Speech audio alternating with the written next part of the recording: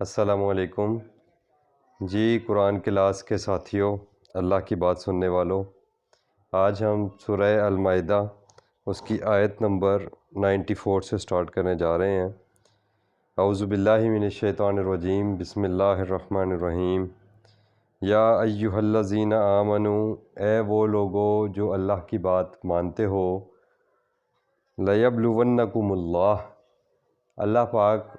تمہیں ضرور آزمائیں گے۔ یہ وہی لفظ ہے جو اردو میں بھی بولا جاتا ہے ہمارے ہاں، ابتلا کرنا، کسی چیز میں مبتلا کرنا۔ لیبلونکم اللہ پاک تمہیں ضرور مبتلا کریں گے، اللہ پاک تمہیں ضرور ٹیسٹ کریں گے۔ بشیء کچھ، من الصید اس شکار کے حوالے سے، تنالہ ایدیکم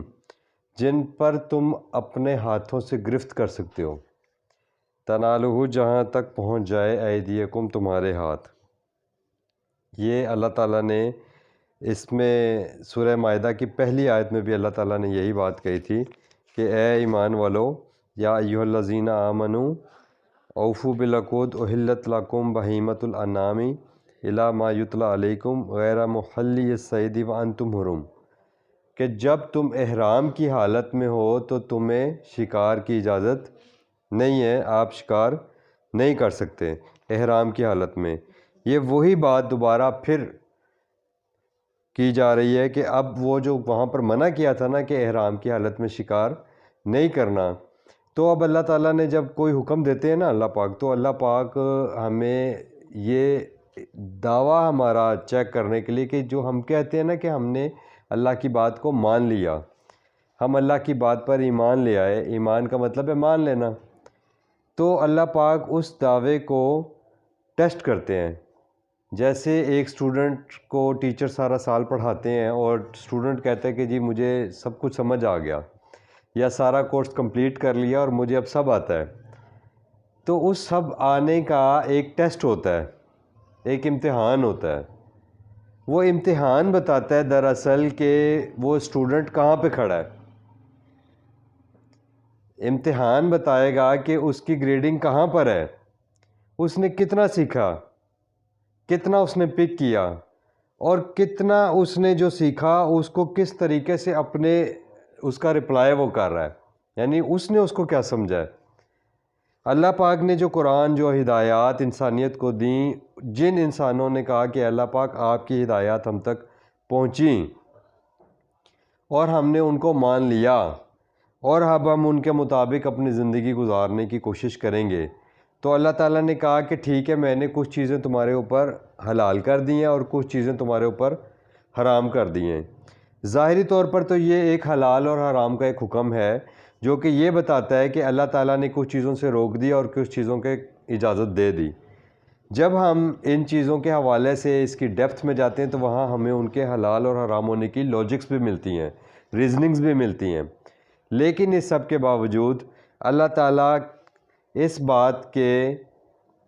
کہ یہ جو آرڈرز تمہیں دیے گئے، جو تمہیں ساری چیزیں پہنچائی گئیں، اس پر تم عمل، تمہارا ایمان کا جو دعویٰ ہے، تمہارا جو ماننے کا دعویٰ ہے، اب اس کو ٹیسٹ بھی تو کیا جائے۔ تو اللہ تعالیٰ نے کہا کہ میں نے آپ کو کہا کہ احرام کی حالت میں آپ شکار نہیں کرو گے، لیکن میں تمہیں ضرور آزماؤں گا۔ لَيَبْلُوَنَّكُمُ اللَّهُ بِشَيْءٍ مِّنَ الصَّيْدِ تَنَالُهُ أَيْدِيكُمْ وَرِمَاحُكُمْ جس پر تم نیزوں سے، اپنے نیزوں سے یا اپنے ہاتھوں سے اس کو شکار کر لو، قابو کر لو اس شکار کو، ٹھیک ہے؟ یعنی اتنا آسان ہو جائے گا کہ شکار آپ کے پاس بھی آ جائے اور آپ سمجھو کہ ٹھیک ہے اب اس کو پکڑنا تو کوئی مشکل ہی نہیں ہے، تو پکڑ لیتے ہیں۔ اس حوالے سے قرآن نے بنی اسرائیل کی اللہ تعالیٰ نے ہمیں ایک مثال دی تھی کہ اللہ تعالیٰ نے کہا کہ ہم نے ان پر سورہ بقرہ میں بتایا کہ سبت کا ایک قانون بنایا، اس میں کیا تھا کہ ایک دن اللہ پاک نے مخصوص کر دیا، ان کا ذریعہ معاش تھا فشنگ، تو اللہ تعالیٰ نے کہا کہ آپ نے اس دن جو ہے نا، اس سیچرڈے کو آپ نے فشنگ نہیں کرنی۔ تو کیا ہوتا تھا، اب اللہ تعالیٰ نے ان کو روکا تھا اور اللہ نے یہ دیکھنا تھا کہ آیا یہ میرے حکم کے اوپر عمل بھی کرتے ہیں کہ نہیں، کیونکہ جب ٹیسٹ ہوگا پھر ہی پتہ چلے گا کہ وہ کہاں پر کھڑے ہیں۔ اور اللہ تعالیٰ نے سیچرڈے کو وہاں پر بہت زیادہ فش تھیں جو ہے وہ آ جاتی ہیں وہاں پر، اور انہوں نے کیا کرنا کہ انہوں نے ایک کسی بھی طریقے سے کوئی حوض بنا لیا یا جس طریقے سے بھی، تو وہ اس میں انہوں نے اللہ تعالیٰ کے حکم کی نافرمانی کی، اور پھر اللہ تعالیٰ نے وہاں پر کہا کہ کونوا قردۃ خاسئین۔ تو یہ اللہ تعالیٰ نے ہمیں وہاں پر ڈیٹیل بھی دی قرآن میں، اور اللہ تعالیٰ نے لیبلونکم اللہ کی اللہ تعالیٰ نے قرآن میں ہمیں یہ ڈیٹیل دی، وہ بھی سورہ بقرہ میں اللہ تعالیٰ نے ہمیں بتایا، اور قرآن میں ڈفرینٹ پلیسز پر بھی یہ بات آتی ہے کہ وَلَنَبْلُوَنَّكُمْ بِشَيْءٍ مِّنَ الْخَوْفِ وَالْجُوعِ وَنَقْصٍ مِّنَ الْأَمْوَالِ وَالثَّمَرَاتِ۔ اللہ پاک ہمیں ضرور آزمائیں گے کچھ کس سے؟ جانوں کے نقصان سے، مال کے نقصان سے، پھلوں کے نقصان سے، کاروباری نقصانات سے، کہ دراصل اللہ تعالیٰ نے جو مال دیا ہے، اللہ تعالیٰ نے جو صحت دی ہے، اللہ تعالیٰ نے جو زندگیاں ہمارے ساتھ رشتہ ناطے ماں باپ بہن بھائی اور اولادوں کا ایک تعلق جوڑا ہے، اور جو اللہ تعالیٰ نے ہمیں مال دیا ہے، اس سب کے حوالے سے اللہ تعالیٰ نے ہمیں ٹیسٹ کرنا ہے کہ کسی بھی پوائنٹ آف ویو سے میں اپنے بندوں کو جو ہے نا وہ چیک کروں گا کہ اس پر یہ اب صبر کرتے ہیں اس نقصان پر، یا واویلا مچاتے ہیں اور اللہ تعالیٰ سے باغی ہو جاتے ہیں۔ تو یہ اللہ تعالیٰ کا ایک پروگرام ہے، وہی پروگرام اللہ تعالیٰ یہاں پر ڈسکس کر رہے ہیں کہ چیک کرنے کے لیے کہ تم میں سے کون عمل کے اوپر پورا اترتا ہے۔ لِيَعْلَمَ اللَّهُ مَن يَخَافُهُ بِالْغَيْبِ، یہ اس لیے ساتھ ہی اللہ پاک نے وہی بات ہے کہ ریزننگ دے دی، اللہ پاک یہ جاننا چاہتے ہیں، چیک کرنا چاہتے ہیں کہ تم میں سے کون ایسے لوگ ہیں جو اللہ تعالیٰ سے غائبانہ طور پر خوف کھاتے ہیں، جن کے اندر اللہ کا کھٹکا ہے، اللہ کا خوف ہے۔ اب اللہ پاک تو ظاہری طور پر سامنے آ کے کسی کا ہاتھ نہیں پکڑیں گے، اور اللہ تعالیٰ نے آپ کو ارادے کی اور اختیار کی چھوٹ دی ہے کہ آپ اما شاکرا و اما کفورا، آپ چاہے اللہ تعالیٰ کے حکم کی فرما برداری کریں، اس پر عمل درآمد کریں، یا اس کو آپ انکار کر دیں۔ تو یہ جاننے کے لیے اللہ تعالیٰ نے کیا، اور قیامت کے دن اللہ تعالیٰ اپنے پورے جاہ و جلال کے ساتھ اور اپنے سارے اس کے ساتھ جب ظاہر ہو جائیں گے، غیب نہیں رہے گے، اللہ تعالیٰ کا جو پورا نظام ہے، یہ اس حوالے سے بات میں کر رہا ہوں، تو وہ انسان کے سامنے ہر چیز آ جائے گی کہ وہ اس کو سمجھ آ جائے گی کہ میں نے یہ کیا کیا۔ قرآن میں سورہ فجر میں اللہ نے بتایا نا، یومئذ یتذکر الانسان انّ لہ الذکریٰ، اس دن انسان کو یہ ساری نصیحت ہو جائے گی۔ جو قرآن میں اللہ تعالیٰ نے انسانیت کو جو نصیحت بھیجی ہے، یہ اللہ تعالیٰ نے اس کو نصیحت ہی کہا ہے، قرآن کو ذکر کا ہے، یاد دہانی کا ہے۔ تو اللہ لہ الذکر، اللہ کہتے ہیں پھر اس دن اس ذکر کا، اس فائدے کا، یہ اس نصیحت کا اس کو کیا فائدہ ہوگا؟ یعنی قیامت کے دن یہ ساری باتیں اس کے سامنے آ جائیں گے، اوہو اللہ پاک نے جو مجھ سے قرآن میں بات کہی تھی وہ بالکل ایسے ہی تھی، بے نہیں، اور وہی ہوا۔ لیکن اللہ کہتے ہیں ان لہ الذکر، ایسے اس دن اس نصیحت کے حاصل ہونے کا کوئی فائدہ نہیں ہوگا۔ تو فمن اعتدی بعد ذالک، اب جو کوئی یہ تو دعویٰ کرے کہ میں مومن ہوں، میں تو اللہ کی بات ماننے والا ہوں، لیکن اس کے باوجود وہ اللہ تعالیٰ کی حدود کو کراس کر جائے، تو پھر فلہ عذاب علیم، اس کے لیے اللہ تعالیٰ کی طرف سے المناک، علیم المناک سے ہے، یہ اردو میں ورڈ بولا جاتا ہے، دردناک، علیم۔ یا ایھا الذین آمنوا، پھر اللہ پاک دوبارہ سے ریپیٹ کر رہے ہیں کہ اے لوگو جو اللہ کی بات ماننے کا دعویٰ کرتے ہو، لا تقتلوا الصید وانتم حرم، شکار کو مت مارو جب تک کہ تم احرام کی حالت میں ہو۔ اور یہ آپ کو سارا سنیریو اب سمجھ میں آ رہا ہے کہ احرام کی بات جو کی جا رہی ہے، اس کا مطلب ہے کہ آپ عمرہ یا حج کے لیے بیت اللہ کی طرف سفر کر رہے ہیں، آپ آن دا وے ہیں۔ ومن قتلہ، اور جو کوئی قتل کرے گا منکم، تم میں سے، اس شکار کو متعمدن، جان بوجھ کر، متعمدن، عمدن، آپ نے لفظ سنا ہے نا، عمدن جان بوجھ کر، متعمدن جو جان بوجھ کر کرے گا، فجزاء، پس اس کا جزا کیا ہے، مثل ما قتل من النعم، تو جس قسم کا شکار اس نے کیا ہے، سیم اسی طریقے کا اس کو جانور، اسی کیٹیگری میں جو اللہ تعالیٰ نے نام الانعام ہے، اس میں سے اس کو ذبح کرنا پڑے گا، یعنی اس کی پھر قربانی دینی پڑے گی اللہ تعالیٰ کے راستے میں، اور پھر وہ کہاں جائے گی؟ کعبہ، بیت اللہ۔ یحکم بہ، اور اس بات کا فیصلہ کریں گے، ذوی عدل،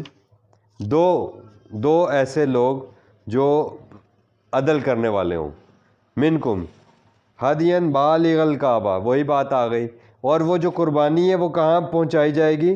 بیت اللہ شریف میں پہنچائی جائے گی، کعبہ کی طرف پہنچائی جائے گی۔ اور کفارۃ طعام المساکین، اگر وہ قربانی نہیں کر سکتا ہوگا اور وہ ان دو انصاف کرنے والے لوگوں کے سامنے اپنی پوزیشن بتائے گا کہ میں اس وقت اس پوزیشن میں نہیں ہوں کہ میرے پاس اتنا مال ہو کہ میں یہ قربانی کر سکوں، تو پھر اللہ تعالیٰ نے کہا کہ وہ ڈیسائیڈ کریں گے کہ کتنے مساکین کو انہوں نے کھانا کھلانا ہے۔ اللہ نے کہا پھر اس کے علاوہ کیا ہے دوسری، کہ آپ نے پھر مساکین کو کھانا کھلانا ہے۔ اور عدل ذالک صیامن، یا پھر اس کا بدلہ یہ ہے کہ وہ کچھ روزے رکھیں گے۔ اب یہ بھی وہی ڈیسائیڈ کریں گے۔ اب اللہ تعالیٰ نے کہا کہ وہاں میں نے تمہیں آزمائش کی ہے، اور یہاں اللہ تعالیٰ کہہ رہے ہیں تم اس آزمائش پر پورا نہیں اترے اور تم نے یہ غلطی کر دی، اللہ کی حدود کو توڑ دیا، لیذوقا،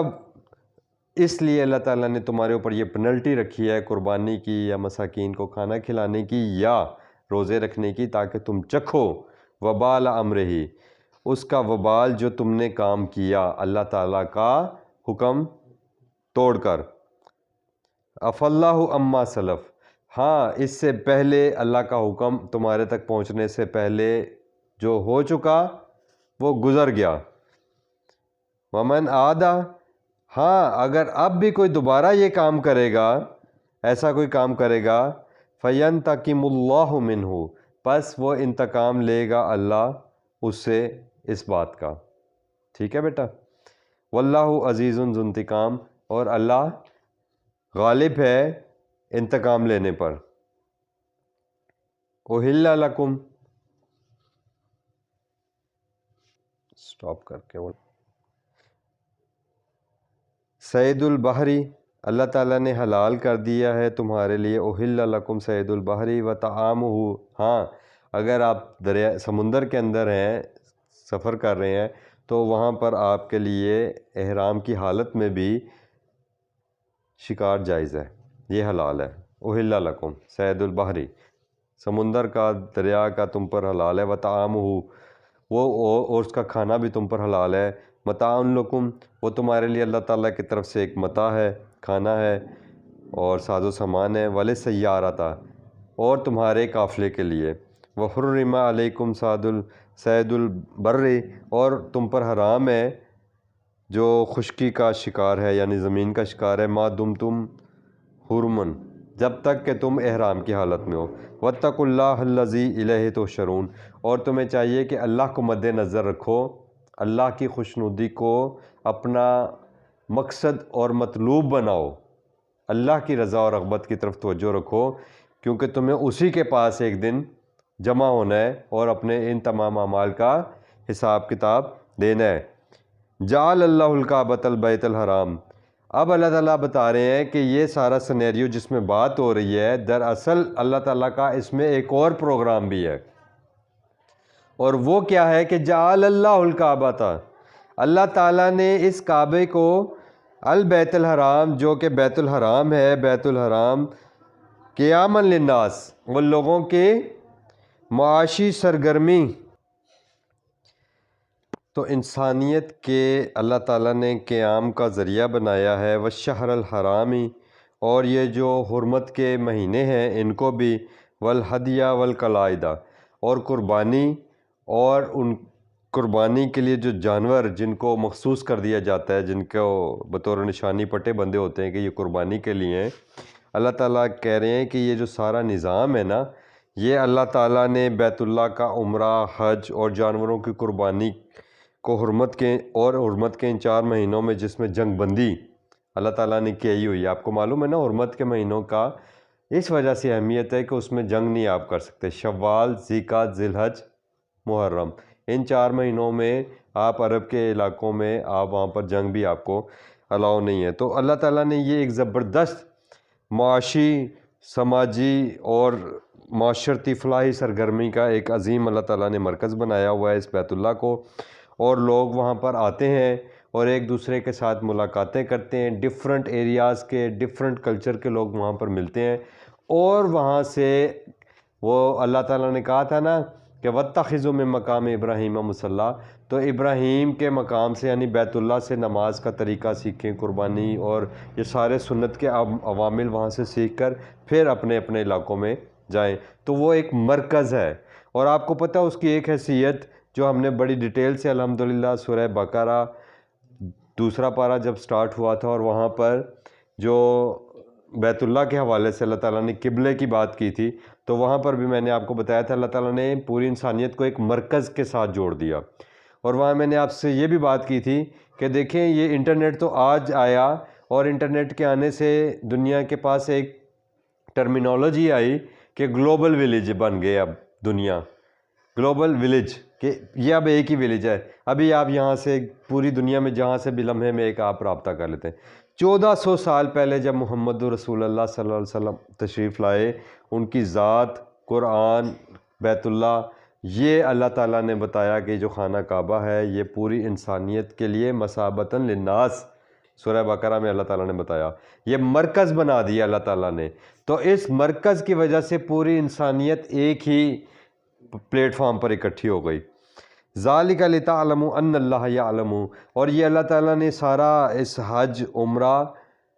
اور یہ قربانی اور یہ جو آپ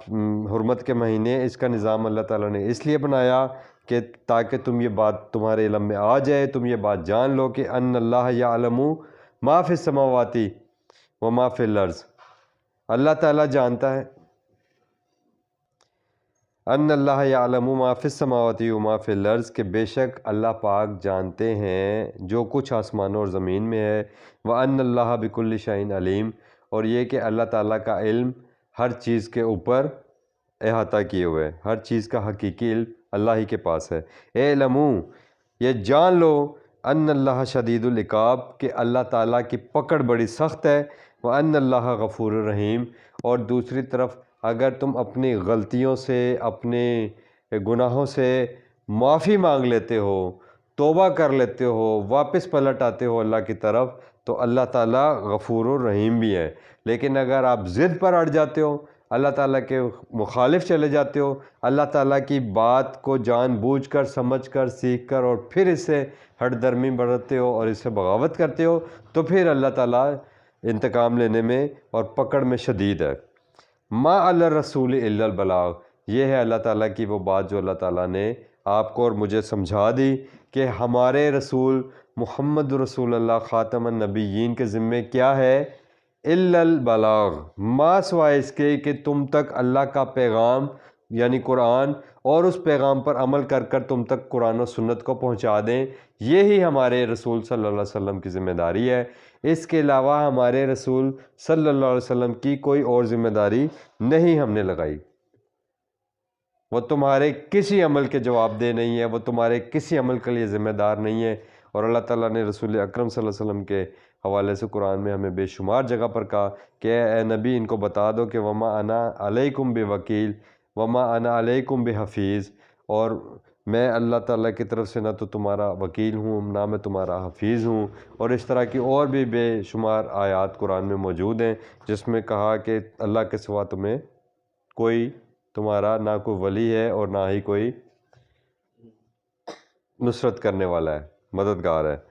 واللہ یعلم، اور پھر جان لو کہ اللہ جانتا ہے، ما تبدون و ما تکتمون، جو کچھ تم تبدون ظاہر کرتے ہو، وما تکتمون، اور جو کچھ تم چھپاتے ہو۔ کل، اے نبی صلی اللہ علیہ وآلہ وسلم، آپ اس قرآن کے ذریعے اللہ پاک نے قرآن کو قول رسول کا ہے، سورہ الحاقہ میں اس قول رسول کو، یہ کل کی جتنی آیات ہیں یہ سب قول رسول ہیں، پورا قرآن قول رسول ہے، لیکن کل کی آیات میں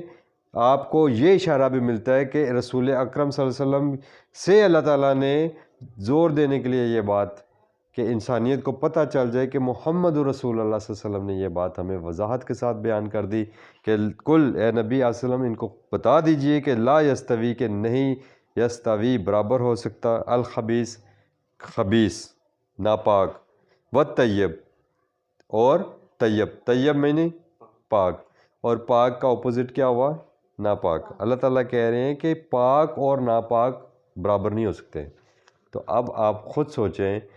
اللہ کا کلام کیا ہے؟ اللہ نے قرآن میں ایک جگہ کہا ہے کہ اس کی مثال کلمہ طیبہ یعنی ایک پاک سینٹنس کی ہے، ایک پاک درخت کی ہے، ٹھیک ہے؟ اور اللہ تعالیٰ کا یہ کلام جو ہے یہ اللہ تعالیٰ کا راستہ ہمیں بتا رہا ہے۔ اب اللہ کہہ رہے ہیں کہ پاک اور ناپاک چیز کبھی برابر نہیں ہو سکتی، ولو اعجبک کثرت الخبیث، اگر تمہیں ناپاک چیزوں کی کثرت کتنی ہی اچھی لگے۔ یعنی آپ دیکھیں کہ معاشرے کا حال کیا ہے آج۔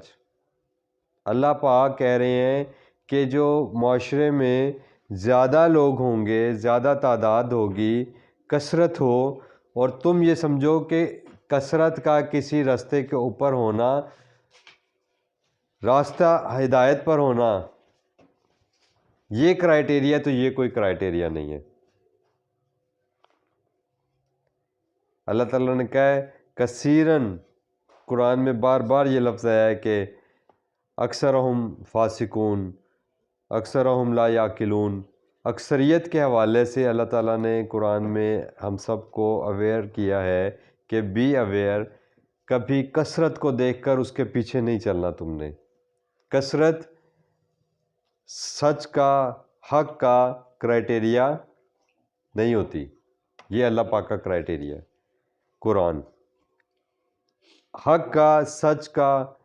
پاک کا جو سٹینڈرڈ ہے وہ قرآن و سنت ہے۔ اب اگر کثرت قرآن و سنت کے اوپر نہ ہو تو اس کا مطلب یہ نہیں ہے کہ آپ کثرت کو فالو کریں گے کہ جی سب یہی کر رہے ہیں۔ ہمارے تو معاشرے کا المیہ یہی بن گیا کہ ہم یہ سمجھتے ہیں کہ جی سب یہی کر رہے ہیں تو اس بنیاد پر ہم بھی یہی کریں گے۔ فاتقوا اللہ، پس اللہ کو مد نظر رکھو، اللہ کا ڈر جس کے حضور تمہیں پیش ہونا ہے اس کو مد نظر رکھو، اس کا خوف کھاؤ۔ یا اولی الالباب، اے عقل استعمال کرنے والوں۔ اولی الالباب میں آپ کو بتاتا ہوں کہ اس کی مثال ایسے ہے کہ جیسے آپ دیکھیں کہ ایک مغز بادام جو ہوتا ہے، آپ وہ لیں، اس کو آپ لوگوں کا کیا ہوتا ہے کہ اکثر رات کو پانی میں بھگو کے رکھ دیتی ہیں مائیں، اور صبح وہ اس کا چھلکا اتار کے نا تو پھر وہ بچوں کو دیتی ہیں کہ جی ذہین ہوں گے۔ جو پہلے بادام کا وہ توڑنا، اس کا جو اتنا مضبوط خول ہے اس کو توڑیں تو نیچے سے ایک بادام نکلتا ہے، اس کے اوپر سے وہ چھلکا اتارنا اور یعنی اس کی تہ میں جانا۔ اولی الالباب وہ ہیں جو تحقیق کرتے ہیں، جو سنی سنائی کے پیچھے نہیں لگ جاتے، جو تحقیق کرتے ہیں۔ کاروبار کے لیے تحقیق کرتا ہے ہر انسان، ایجوکیشن کے لیے، اپنی ڈگریز کے لیے انسان تحقیق کرتا ہے۔ تھیسس کس کو کہتے ہیں؟ یہی کچھ ہے، ریفرنسز ڈیفرنٹ وہ دیکھتا ہے، ریسرچ کرتا ہے۔ تو اللہ تعالیٰ نے وہی بات کی ہے کہ تم اپنا عمل، کوئی بھی عمل کرنے سے پہلے اس کی تحقیق کرو، اس کو سوچو، عقل استعمال کرو، لعلکم تفلحون، تاکہ تم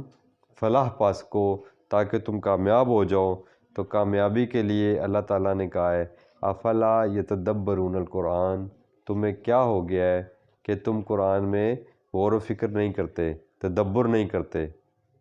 ام علی قلوب اقفالها، کیا تمہارے دلوں کو اللہ تعالیٰ نے قفل لگا دیے ہیں؟ وہی لفظ ہیں سارے جو ہماری اردو میں بولے جاتے ہیں۔ تو یہ ہم نے سوچنا ہے کہ ہم کدھر جا رہے ہیں۔ اللہ پاک ہمیں اس قرآن کو سیکھنے، سمجھنے اور اس پر عمل کرنے کی توفیق عطا فرمائے۔ ربنا آمنا بما انزلتا، اے ہمارے رب ہم نے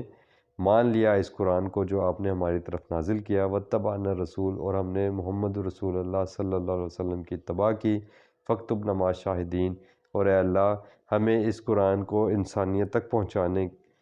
اور ان تک لے جانے والی گواہ بنا دے ہمیں، اے اللہ، آمین یا رب العالمین۔